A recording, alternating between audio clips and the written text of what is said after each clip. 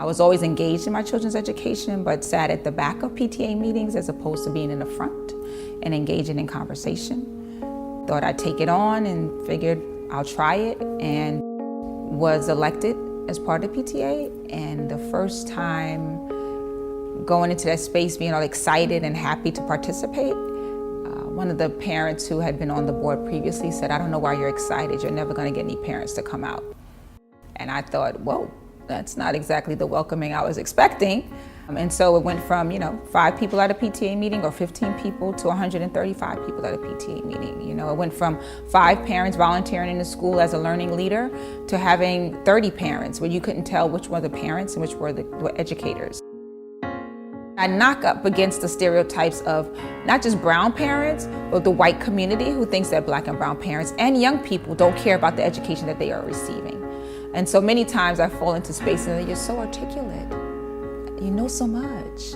It's so great. And I don't know if I'm sure it's a compliment coming from folks, but it doesn't feel like one because your expectation was something else, clearly. Right? When my expectation of you is just, I can only put forth what my expectation I receive from you until you open your mouth, and then it may be something different. So there's just even these levels of expectations, not only within that as a parent, but also within schools as schools see our children.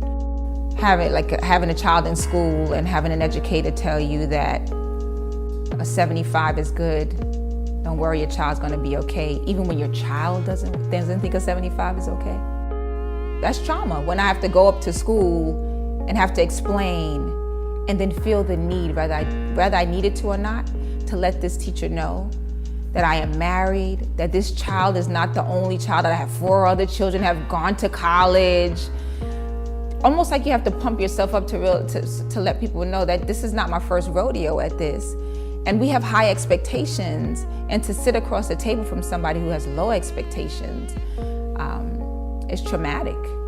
And then there's the trauma of when you don't fund schools and you sit in the school that's dank and gray. You have a library but no books, or you have books that don't represent you, or you have a curriculum that doesn't speak to your heart and your soul, and so therefore you're not paying attention, right? Like all this stuff is, I would dare say, state-sanctioned violence, because we haven't changed it, and it's been going on for hundreds of years.